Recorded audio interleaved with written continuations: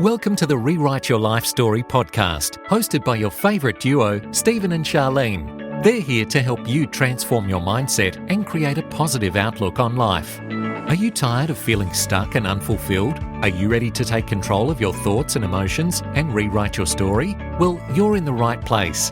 They will be sharing inspiring stories, practical tips, and expert advice to help you on your journey to a better you. You'll learn how to let go of negative self-talk, embrace your strengths, and focus on the good things in life. Each episode will be joined by amazing guests who have rewritten their own life stories and are now living their best lives. From successful entrepreneurs to accomplished athletes, we'll bring you stories of resilience, courage, and triumph. So grab a cup of coffee, get cozy, and get ready to be inspired. Tune in every week for a new episode of the Rewrite Your Life Story podcast. Let's rewrite our stories together and make every day count. In this episode of Rewrite Your Life Story podcast, we hear about Kim Wagner's story.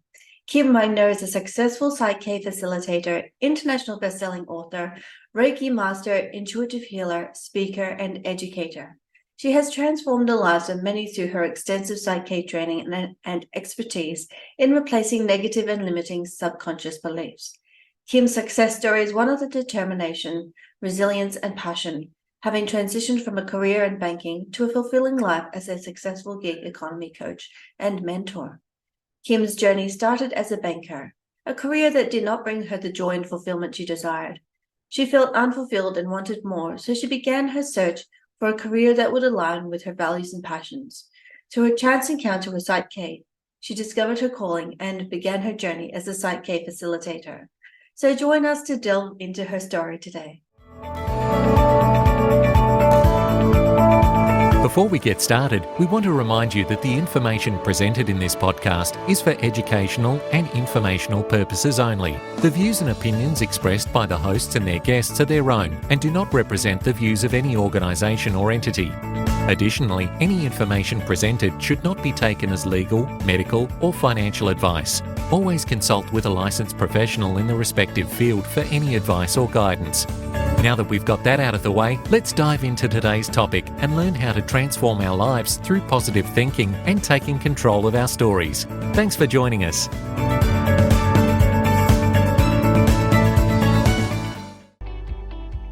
Before we begin, we want to give you a heads up.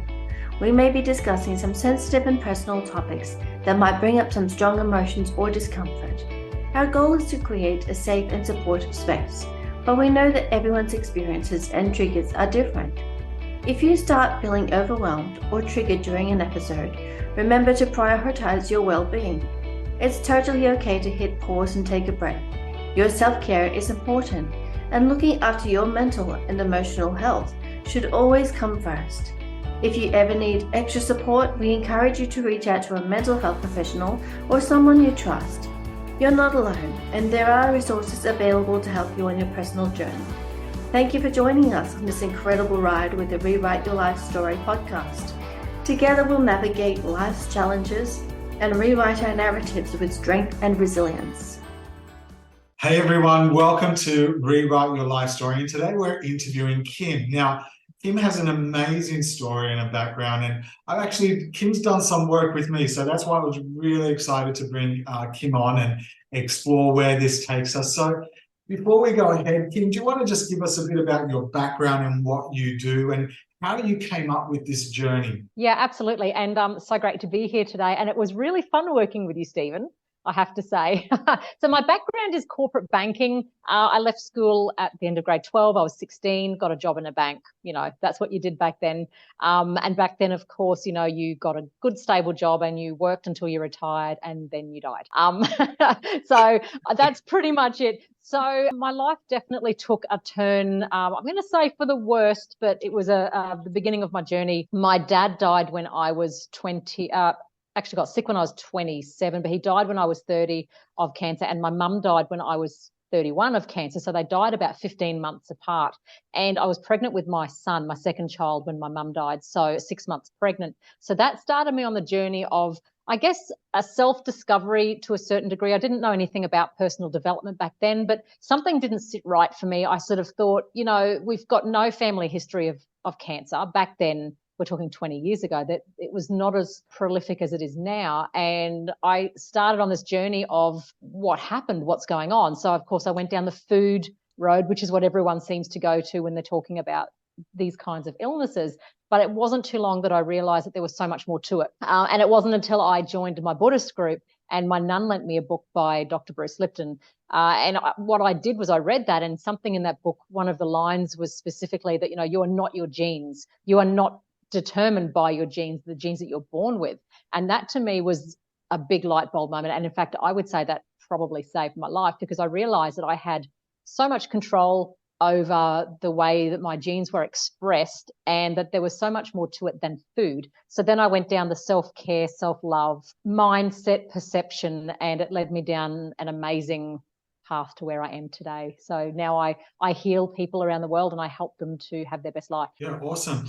Now, you're obviously from far north Queensland, so you're in the middle of, well, I think it's in the middle of you want to explain it. So do you want to tell us a little bit where you live and how far you are from a major city and how hot it is up there? How hot it is. Well, compared to Sydney, yes, I basically do live in the middle of nowhere. So I live in the Atherton Tablelands, which is an hour and a half out of Cairns in far north Queensland. It takes me an hour and a half to get to Cairns, to get to the airport, and then it's a 3-hour flight to Sydney. And it is very, very hot. It's definitely the tropics. So it can get to 40 degrees, 42 degrees with 95% humidity in summer up here. So yeah, it can get very warm for sure. Have you always lived up there, or is that? I was actually born in Sydney, and both of my parents are immigrants. And so I was born in a hospital in Sydney and in Campsie, and moved to Cairns when I was 10 months old. And then we moved to the Atherton Tablelands when I was 8. So I've lived in the area a lot. However, I don't stay still for very long, as in I like to get around and see things and do a lot of things. So being remote, it does mean that there's definitely a lot more effort to get places, I guess.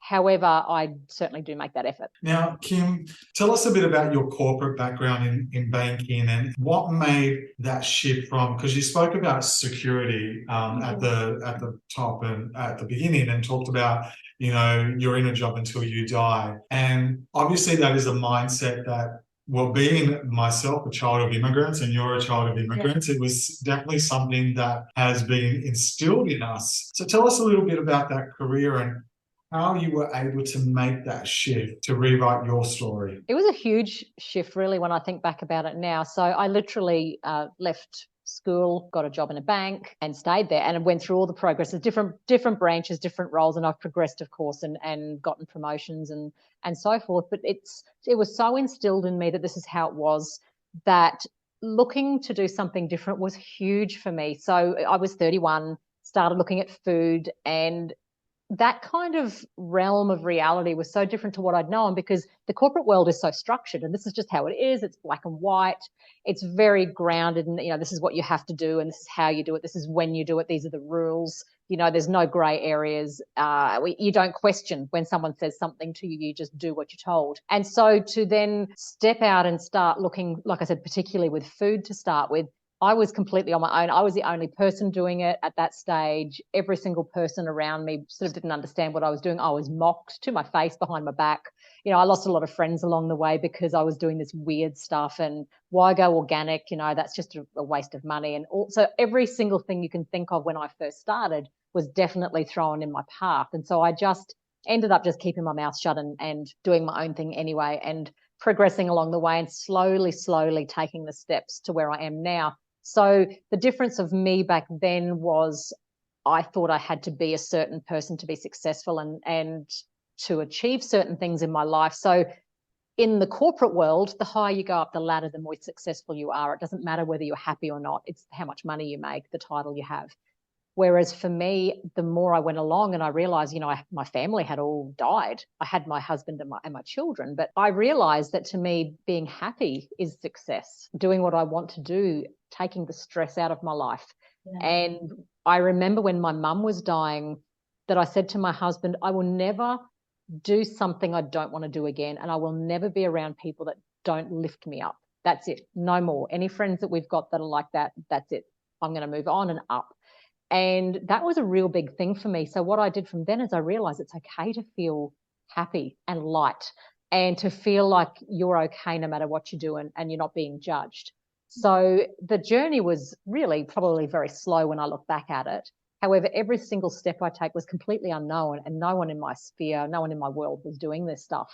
And along the way, of course, I picked up modalities, and I'm now a healer. I'm a Reiki Master, and I do touch for health kinesiology. There's lots of things that I've picked up along the way, health coach. But when I discovered a modality called PSYCH-K, which I know you're aware of, that's the thing that really sort of opened up my world and had the biggest impact on my life, my family's, and then obviously my clients. Yeah. You spoke about choosing your friends and letting go of some friends, and that's hard because a lot of us, our friends are our network, right? Yeah, they're our social. That's your social support, or it should be your social support. Social support. When you made that decision, you chose happiness over friendships. What was that effect on others around you, like your family, your immediate family, and could they see the reason why you were doing that? There was a lot of shock and disbelief, I guess, in my really immediate family. I knew that as I was starting to learn about vibrational energy, and I knew that I was rising. So my vibration was rising, and anyone who's in the energy world understands what that means. So in effect, I really didn't have to think too much about letting go of friends. I made the decision to be with people that lifted me up. I'm not going to, be held back by people, because what had happened as I was growing up, I didn't have the self-love and self-awareness that I have now, is that I would try and be like everyone else around me, so I was accepted. I was always trying to be the same as everyone because I didn't have that faith in myself. I didn't feel confident within myself. We'd moved from Cairns, which would have at then, I suppose, I don't know how many people lived there. There would say 150,000 now, to a town where there were 70 people. And my whole grade in school, there were 7 of us, including me. So, I've gone from living in a city to this small town where everyone's related. And so I just blended in and basically didn't know who I was, which was really interesting and scary and sad when I look back now, because I was, whoever I was around, I was just trying to be like them. So when I started focusing on me and working out what makes me happy, my vibration started lifting, and they just actually dropped away. There wasn't even a conversation. There were a couple for sure that I did have to actually sort of say, look, I'm busy and what have you. But the rest of them just kind of dropped away, and I didn't even notice. So there was no altercations. There were no crosswords. It just happened. And then suddenly new people were starting to get attracted to my vibration, and I started collecting the right people in my life. I love that. That's really beautiful to hear, because it's like you're doing your own thing, you're putting your intention out there, and you're focusing on your own development. So the right people start to come your way, doesn't it? Yeah, and my theory of success is of being happy and loving myself, and just I'm very heart-centered, and I wasn't able to show my feminine side. I was more in the masculine. If you're looking at energies, I was always do, trying to fit in, but I know that you can't go too much to either side. But when you have your heart-centeredness and you sort of live in that a little bit more, you just open yourself up to amazing possibilities. Yeah, amazing. You've mentioned happiness a lot. What is your definition of happiness? My definition of happiness. Well, what makes me happy and my definition are definitely two. But my definition of happiness would be, that's a really good question, would be feeling light and free and being able to be myself and being able to make choices that are for my best interest, or helping other people, because of course when you're helping other people, it's the most amazing feeling as well, and just living in love and gratitude. So that's my idea of happiness. But my physical, what I would say that makes me happy is being around people that I can completely be myself with, absolutely 100% be me. Also, I love to travel, because we've talked about that before off here, because we're friends, so I like to travel. So travel and being in places that I'm actually alone, if that makes sense. So I like exploring countries. I like just going and wandering on my own, and I just really like having the time to do these things and having the freedom to be able to choose what to do. That's my happiness. But it sounds like you've pretty much found who you are, like, through this journey. Is that fair to say? I would say so. I've done a lot of work, and I know that the older I get, the more I relish the alone time, just little pockets even, so I can really just sit and listen to my body and listen to what I want, what makes me happy. And I can feel now when I'm around people that aren't my people. I can feel when I'm making decisions that aren't right for me. I trust my intuition so much because I'm so open to it. So I think that, yeah, over time, this journey has definitely gotten me to where I am. Yeah. And do you feel that trusting your intuition and being open to your body, and I love how you say you listen to your body, does that allow you, has that been part of you rewriting your story? 100%. Getting to the journey, the rewriting of my story was starting out being a young girl that moved from a city to a tiny town, not being accepted, going through all kinds of, loathing, self-loathing, and all those kinds of issues, to then realizing that actually I'm pretty awesome, and I can do what I want to do, and that I was always okay. I just was listening to someone else, and the programming that I had was not my own. It was societal programming, and it was definitely generational. So every single hard thing that I've been through has shaped me. Even losing my parents so young, if they hadn't died when I was at that age, I wouldn't be on this path now. So I'm so grateful to the time I had with them, and I'm grateful for the lessons I've learned from what I went through. Yeah. And can I ask, you said your mother died when you were pregnant. Was that your first child? That was my second. That was yeah, that was my son, who's now nearly 19. So it's how long ago she passed away. Yeah. So they didn't get to experience their grandparents either.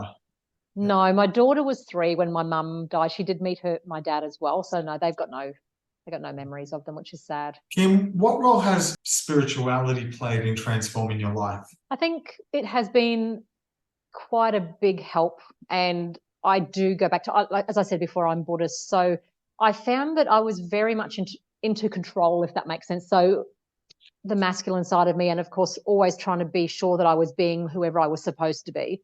I was always trying to be in control of my circumstances and my situation. But when I joined the Buddhist group, the very first lesson that we had with our nun, she was talking about detachment and that everything changes. And that to me, so spirituality has been amazing. And I just believe that the basics of Buddhism for me, which is my choice, is just be a good person and just lead with love and be kind. And it has absolutely shaped my life. It's been huge. Now, from corporate banking, you then went into a gig economy where you started your side hustle and, built an income that has replaced a lot of income in your family. What made you make that step, first of all? Like, what made you think, I've got this security, but I'm going to start this gig economy through my healing practices and through other things to the place where you are now? And what was that mind shift change for you? That's a really good question.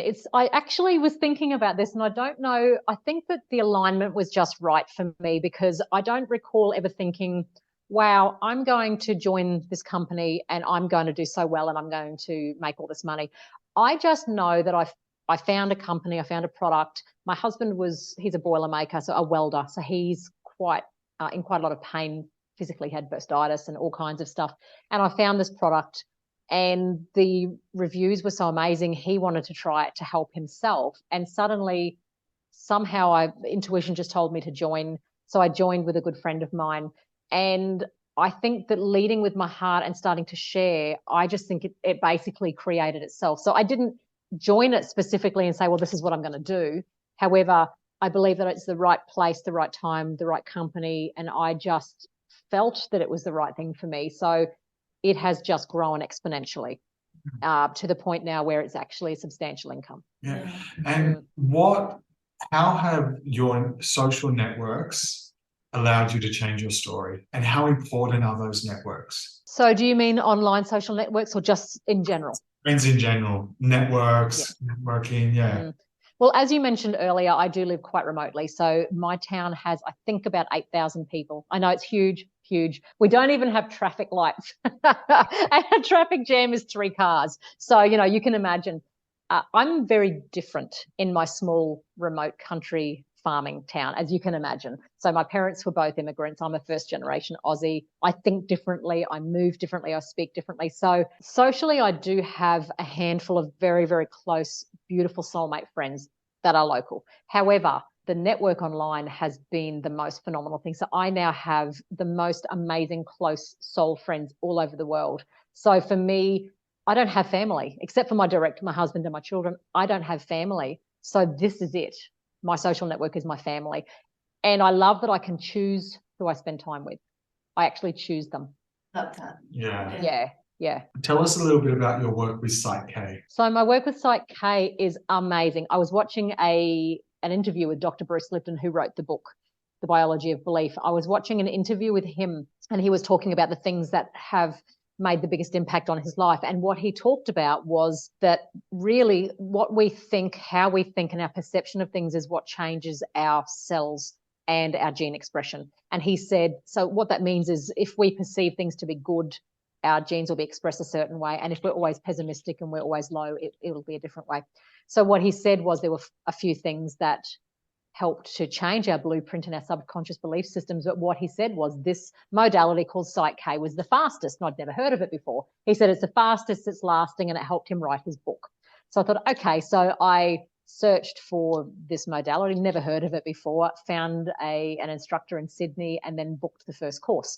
What I found was the very first course was the beginner's course. So I've gone down to Sydney, and it was so interesting because, as I'd mentioned before, I was 6 months pregnant with my son when my mum died. And I was going through all the feelings, as you can imagine, all the grief and so forth with my mum. And I was always worried about my son. And I said to my doctor at the time, I'm worried about the baby. Surely the baby's feeling what I'm feeling. And I was told, no, it's okay. The baby's fine. So my son was born physically perfect. However, his emotions were not fantastic. He was all over the shop. And so we had a really rough 5 or so years at the beginning. You know, I just couldn't understand what was going on because he was very different to my daughter. I went down to the PSYCH-K, the very first lesson or the very first training, and specifically the instructor was talking about someone who was pregnant experiencing something. I thought, oh, wow, I didn't even tell him that. So what he said was that if you're pregnant and you're going through something, the baby actually experiences that same trauma in the first person. So my son experienced his mother dying, as I experienced my mother dying. So when he was born, he was a very clingy child. He always needed me. He always needed me to be around. He would cry when I wasn't near him. He was really hard to deal with. It was a very fast traumatic birth. There were so many things. So I went down and I did this course and I thought, oh my goodness, so my intuition had been right. So I learned what I could learn. I came home and I worked with him because at that stage I could only do it in person. And I worked with him and I clicked my finger, which was one of the things that I did in the balancing with him. And he changed before my eyes changed from one to another like that. He's just never looked back. And so that absolutely changed my life, changed his life, changed our family. And then, of course, I went further and now I work with people all over the world because I have the tools to do that. So what I've learned is that it doesn't matter what trauma you've had or what's happened generationally, because we do know that our belief systems are generational, they can be healed. So that has absolutely transformed everything in my life, everything.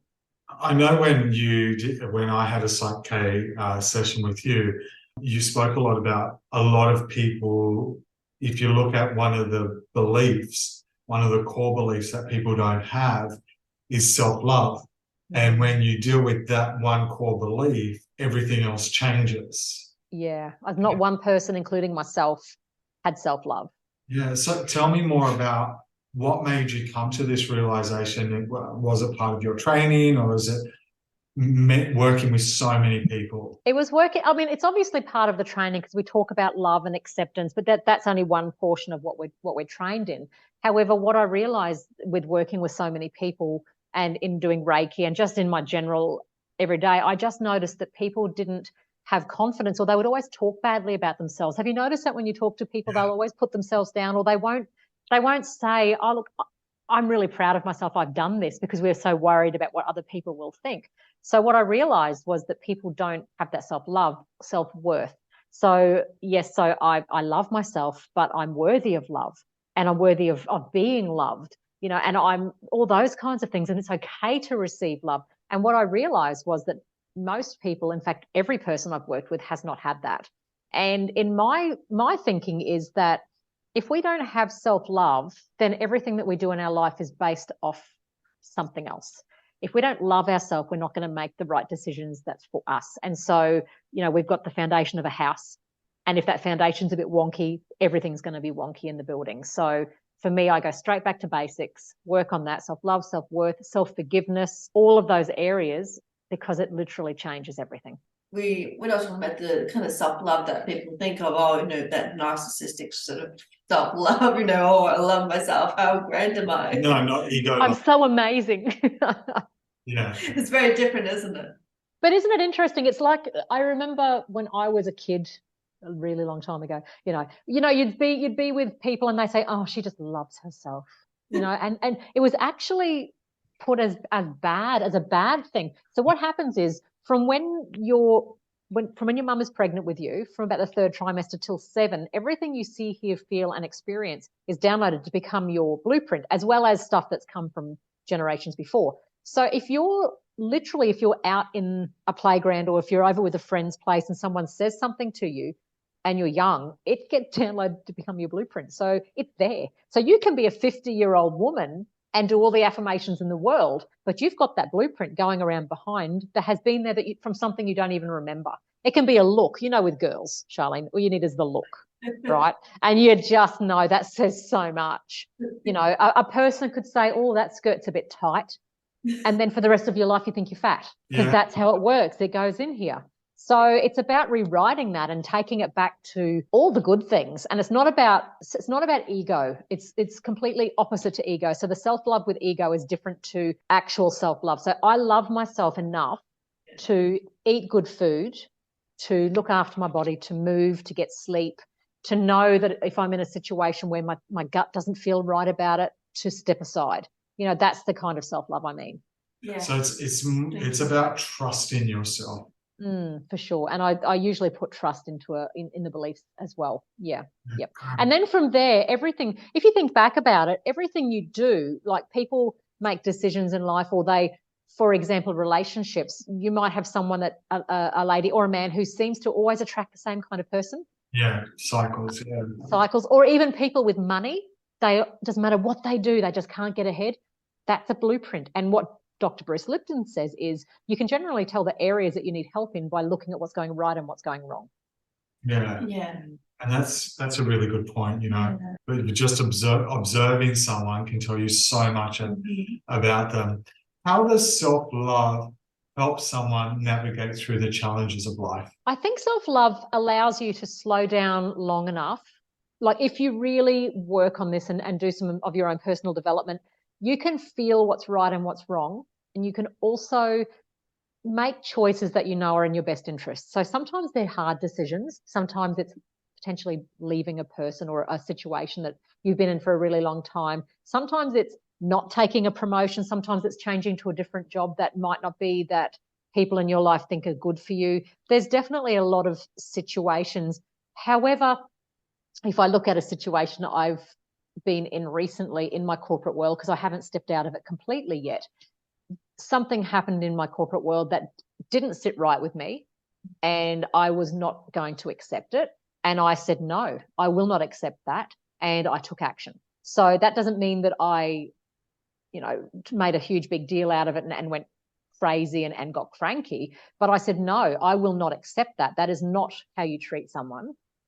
And so I did what I had to do to protect myself, because I know that I'm worth that. And also, when you do this work and you become strong within yourself, you also realize that you're not just doing it for yourself, but you're doing it for others, particularly in the corporate world. So I was looking at the young people coming, around me, and I look at my son who's at university, my daughter who's just started her first job in the government.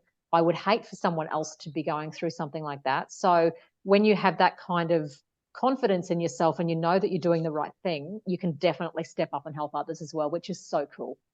Yeah. I think one of the things I'm getting out of that is self-love helps you establish boundaries that are healthy. Yeah, boundaries are one of my favorite things. Yeah. I think we need them. Are important. I know you do a lot of that when you're working with your counseling clients. And sometimes we forget how important it is, because people think, well, I don't want to be rude, or, I don't want to come across aggressive, but don't have those healthy boundaries. How will other people be able to benefit? How will other people be able to know, like if you don't set those boundaries, people are just going to walk over, and then you go crazy, and then they'll think, well, what's happening here? Absolutely. And I think having boundaries is part of self-love as well.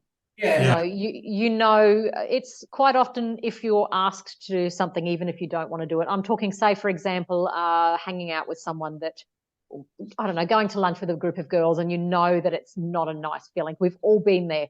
I know when I was in my early 20s, there was a group of people that I would be around, and it was really toxic. But I would go for a couple of reasons. One was because I didn't want to be excluded, and probably now that I think about it, what will they say about me if I'm not there? You know, so, but once you start saying no to that and not going, then that boundary does help you to start looking after yourself more.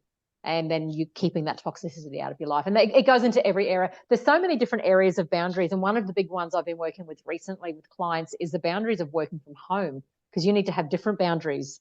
There's so many areas. Yeah, that's a good point. And, you know, just going back a step, I think boundaries, Charlene, you said it teaches the other person, and you're actually serving them because they're not walking into booby traps. They're not walking into but it's not only about that. It's also about saying, hang on, what you're doing is actually wrong. Yeah.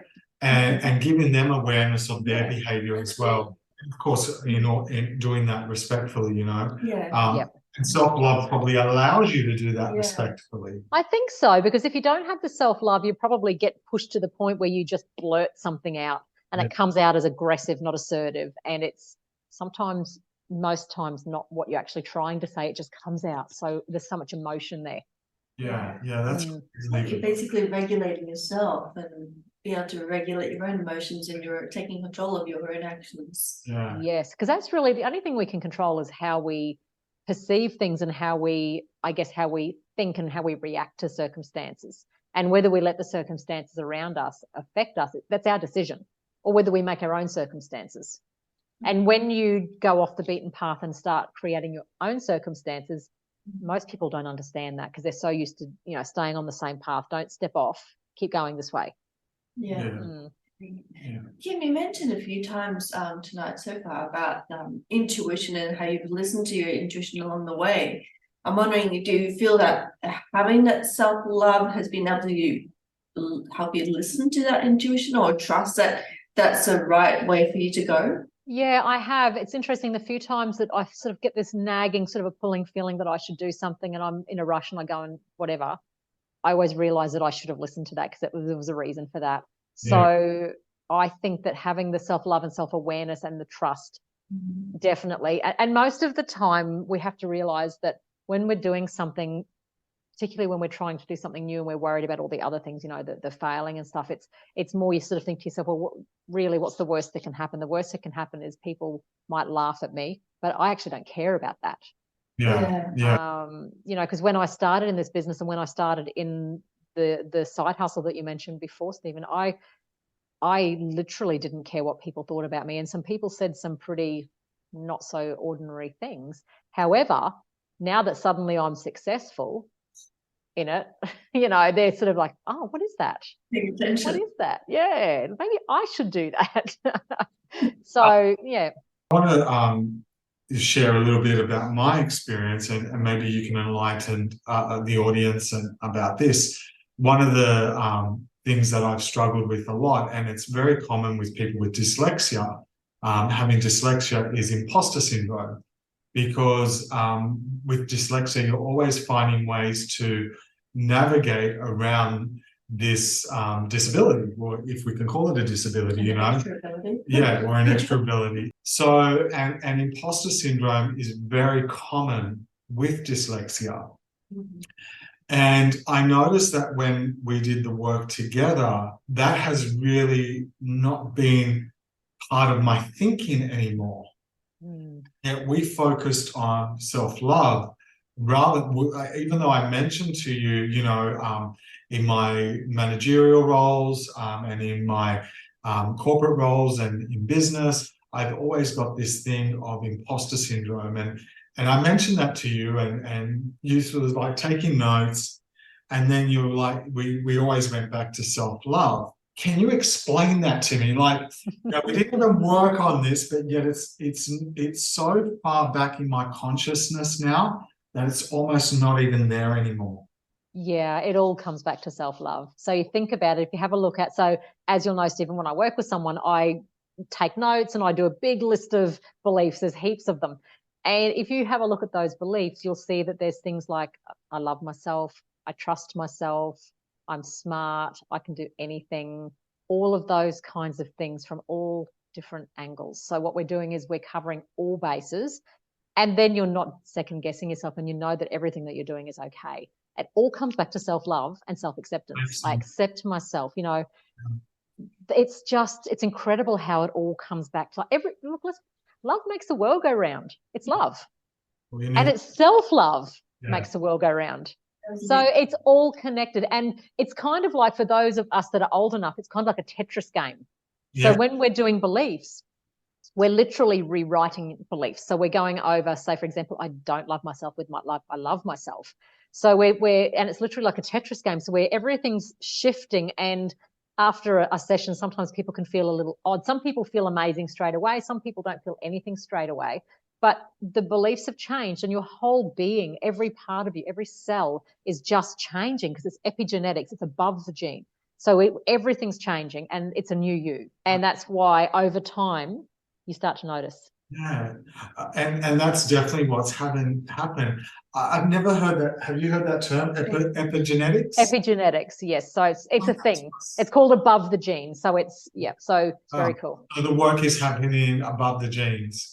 It is, because what Bruce Lipton, Dr. Bruce Lipton, he worked out years ago, purely by accident, that if you put stem cells into 3 different solutions in the petri dish, they grow into different things. So what he discovered purely by accident was that it's the solution that is the difference. So in our bodies, our solution is our thoughts and our mindset. So our cells live in that solution. So if we can change our thought process, we're changing our cells and the expression of our genes and our future, because we know that what we think about happens, what we focus on grows. Where energy, you know all those sayings. Yeah. So we're literally changing the solution that your cells are in. So the solution is your thoughts. And if you focus on love, remember, if we're talking about vibration, love and gratitude are the highest vibrational level that there is.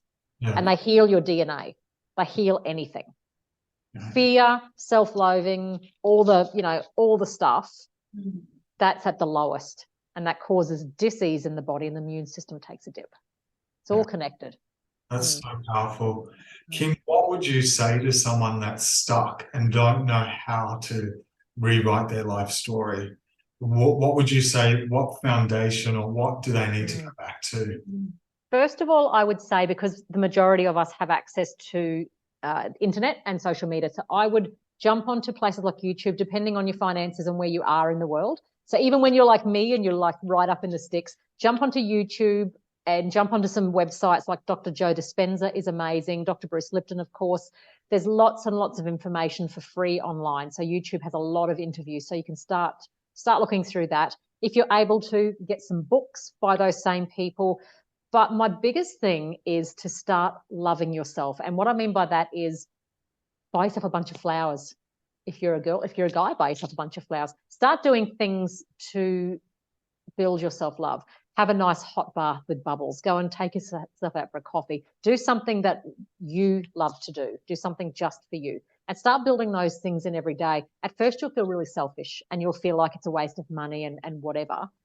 It can be as small as just sitting outside with your cup of tea in the morning and looking at nature. So start building in some self-care practices, because that self-care is self-love. So that's what I would do. And read as much as you can do. Start meditating. Get outside on the grass with your shoes off. So there's definitely things you can do. And just know that, like, I certainly did not start like this. I was very average, probably really, really average with my habits and the way I felt about myself. I didn't like myself at all. So this has been a long journey. So know that you can't necessarily go from here to here that quickly. It's one step at a time. Yeah, that's powerful. That's powerful. Can I just quickly going back to that first time you came out of that normality, so to speak, and going into something completely different? What was it like for you? Was it a bit scary or overwhelming? What was that experience like for you? It was really interesting because the first thing I did other than join a Buddhist group, because one of my friends said, hey, let's go and do this. I said, righto. I met a lady there who was a Reiki teacher, and I'd never even heard of it, I don't think. And she said, oh, I'm a Reiki teacher. And I said to my friend, do you want to have a crack? She said, righto. So we went and did this Reiki 1, and I got a message from wherever it is you think it might be, from, spirit. I got a message that I'd already done this before, and I was really good at it. It was so bizarre. The first practice, I was like, this is really powerful. What's going on here? And I said, I was looking around wondering if this is normal. So it appears that we've all got these abilities to do certain things, but you just don't know that they're there. So the very first time I did a paid session of Reiki, because that was my first energy. I felt like a fraud for sure. Imposter syndrome all the way. And the lady got off the table and said, oh, wow, I don't know what you just did, but it was amazing. And then I realized every time I did a little bit more, I just grew. Yeah. So it was a bit scary the first time. Yeah, I can imagine. Yeah. So much for sharing that. Yeah, great. What's the next chapter for Kim? The next chapter for Kim is to continue with the PSYCH-K. Of course, I work already with people all over the world, and I love that so much. My side hustle is getting to the point now where I will be looking to retire my husband shortly, and of course then myself. So given that the 5th love language, is there 5 already or is there 6? I don't know, but we're going to add one in. My love language is travel. So my perfect day, my idea of happiness is to just explore and live in Central Europe and just be wherever I want to be, whenever I want to be, with whoever I want to be with. So travel and just have no constraints of time or anything. So yeah, that's for me. So that's what I'm working towards, and I'll get there. I already know I will. Yeah. Awesome. Yeah. It's just amazing. Well, we always finish the podcast with 2 questions. So Charlene's going to ask you the first one. So Kim, what advice would you give to someone who wants to start to rewrite their own story? Where can they start? They can start now. I would say just know you don't have to go from here to there overnight. The biggest advice I give to my clients is to take a little bit of time to slow down and just think about what makes you happy. You don't have to know straight away what it is. Yeah.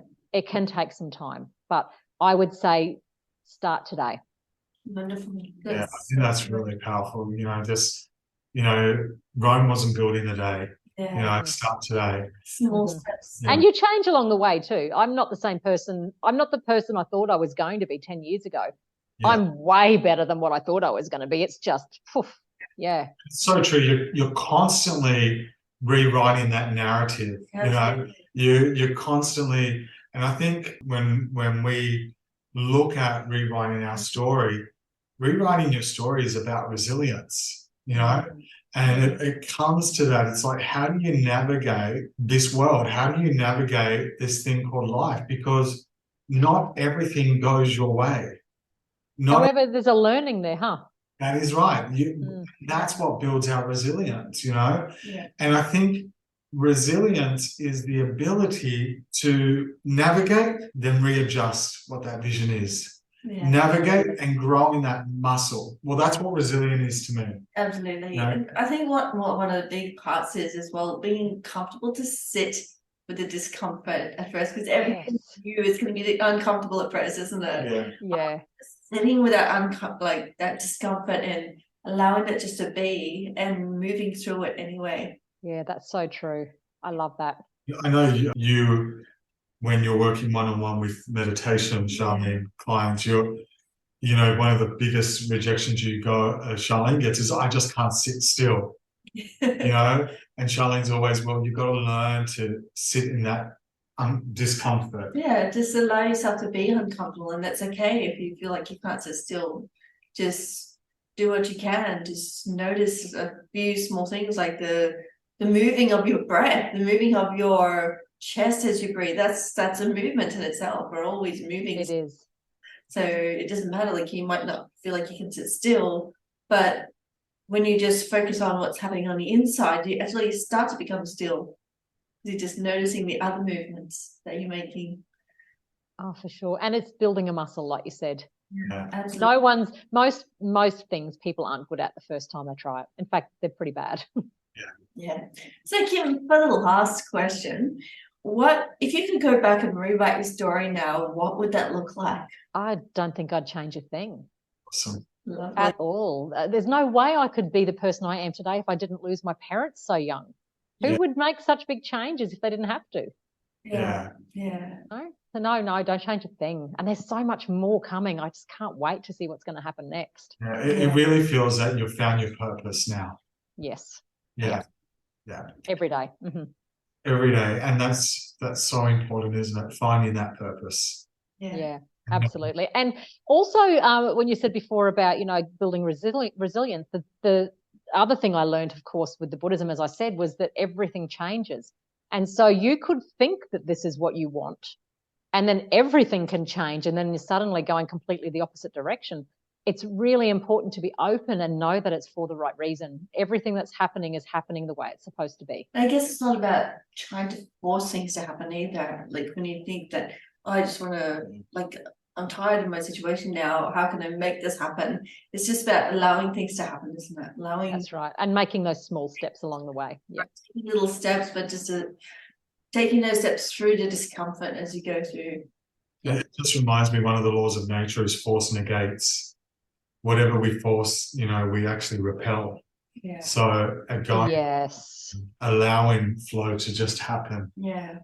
It just does. Yeah. When you try to make something work, you just know. Now when I start to try and do something and it's not working, I think, that's not supposed to happen. I was listening to a podcast, I think it was last week, and one of the people on this podcast, and I can't remember because I listen to so many podcasts and audiobooks, but one of the ladies on this podcast said, you need to get married to you need to marry the process, thank you, and divorce the results. And that's what it's all about, isn't it? Get married to those commitments, get married to those daily habits, but don't force results to happen, because when you follow the process, results happen anyway. And I thought that's such a powerful thing. Yeah, I like that. And of course, the results might not be what you thought they were to start with, but they're actually what they're supposed to be. Yeah. Awesome. That's so awesome. Well, Kim, it's great having you. Thank you so much for this opportunity. And thanks, guys. We are friends, and we're going to see each other a lot. And we'll get you back again one day. That'd be awesome. Thanks for being on this podcast. Thanks. Thank you, guys. Now that we've interviewed our guest, join Charlene and I as we recap today's episode. Oh, what an amazing interview. So let's recap, Kim. So self-love. That's just amazing. I know for me, I've found that was such an enlightening experience. Just the way she talked about self-love and how much that actually helps to transform someone, isn't it? Yeah, and her journey is really one of getting to know herself. I think that's what really inspired me most is the fact that she's really done a lot of work on herself, but yet given that gift to others as well. And from, way up on the top of Australia, 1 hour from an hour and a half from any real civilization, though, Kim, we know you live in a country town, but that was quite inspiring as well. So. Absolutely. I just found that it takes so much courage, doesn't it, just to take someone's story, take a story that someone has, and just to be able to share that so vulnerably, like Kim has. Thank you for listening to our podcast today. We hope you found it informative and inspiring. If you enjoyed this episode, please like and share it with your friends and family. Also, make sure to visit our website at www.rewriteyourlifestory.com.au to learn more about our mission, products and services. And remember, you have the power to rewrite your own life story. So go out there, face your challenges head on, and create the life you've always wanted. We'll see you in the next episode.